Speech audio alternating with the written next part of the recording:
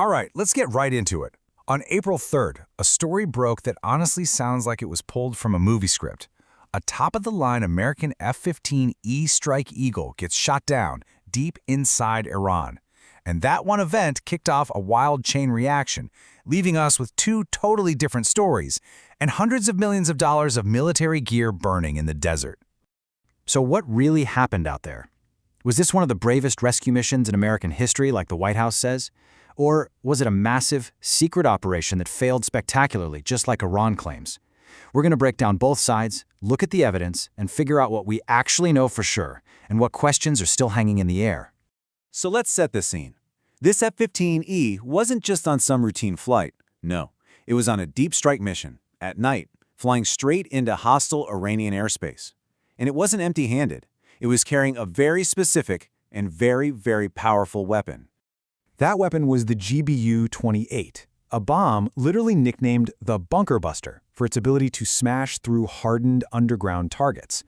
But here's the catch with a bomb like that. To drop it accurately, the F-15E has to pull up, climbing higher in the sky. Well, that move basically lit it up like a Christmas tree on Iranian radar, making it a sitting duck for a surface-to-air missile. The jet got hit, and the two-man crew had to eject. What happened right after was, well, a mixed bag. The pilot? He was rescued within hours, a super clean, by-the-book extraction. But his weapons systems officer, a colonel, got separated and was now stranded. For the next 2 full days, he was all alone, hiding out on a 7,000-foot ridge deep inside Iran, with enemy patrols sweeping the area for him. And this is right where the American story of a daring rescue really kicks into high gear. So, according to the Pentagon, what came next was this incredibly bold, high-stakes mission to save one of their own. For the U.S., you just don't leave a pilot behind. The propaganda win for Iran would be massive, not to mention the embarrassment. So they decided to go all in. The stranded officer's lifeline was this little gadget, the CSCL. Think of it as a super advanced encrypted satellite tracker. Using it, he could secretly ping his exact location, confirm he was okay, and even feed intel about enemy patrols he saw, directly to the CIA, who passed it all along to the rescue planners at the Pentagon. And the plan they cooked up was just incredibly complex. Step 1, deception. The U.S. started broadcasting fake radio chatter to make it sound like they were trying a ground rescue, which sent Iranian forces on a total wild goose chase. This gave them the window they needed to land 2 huge MC-130J transport planes on a remote airstrip inside Iran, roll out some stealthy Little Bird helicopters, fly up to the mountain, grab their guy, and get the heck out. And when I say they went all in, I mean it. The scale of this thing was massive. We're not talking about a couple of guys in a helicopter. We're talking about SEAL Team 6, yep, the same unit that got bin Laden, plus over 100 Delta Force and Army Ranger commandos. All of this backed by drones, bombers, and tankers. It's an absolutely overwhelming force to go in and save one man. But just when it seemed like this insane plan was actually going to work, disaster strikes. After they pick up the officer and get back to the airstrip, they find that their 2 multi-million-dollar MC-130s are stuck. The landing gear had just sunk into the soft desert sand, and there was no way they could take off.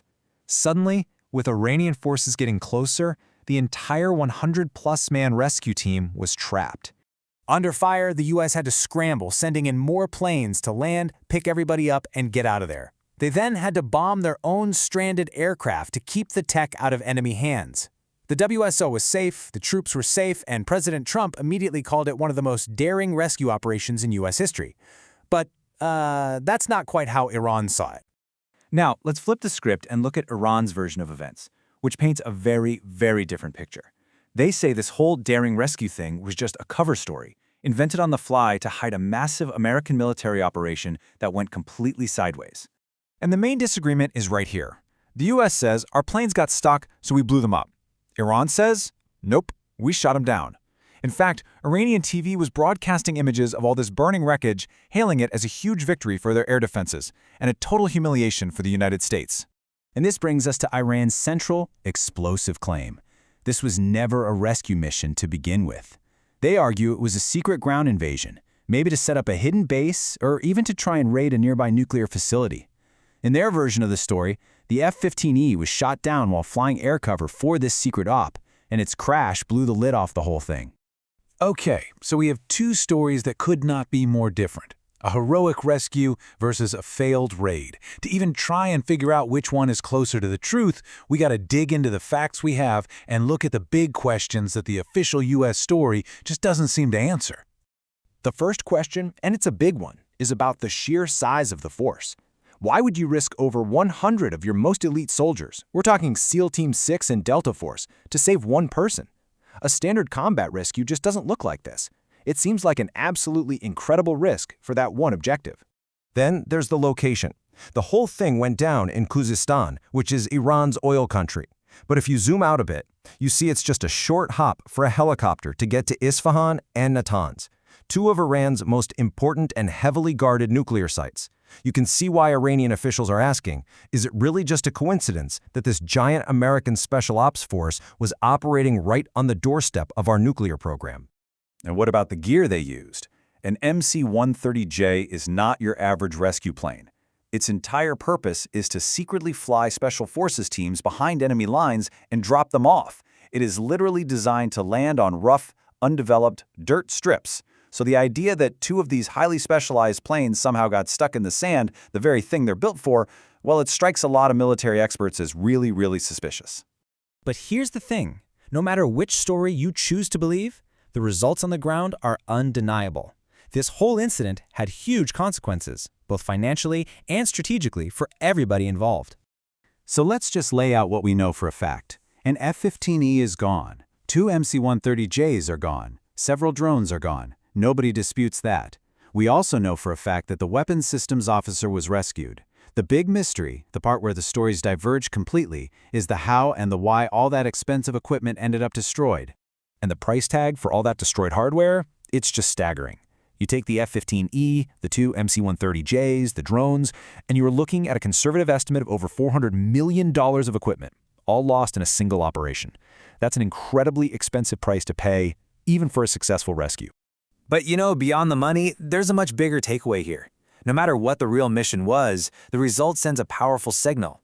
Iran proved that it can shoot down one of America's most advanced fighter jets, and that it can challenge a huge special operations force inside its own borders.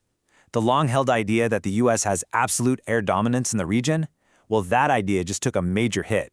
And that leaves us right back where we started, with this central mystery. Was it a heroic rescue that beat all the odds? Or was it a failed secret raid that got spun into a success story after the fact?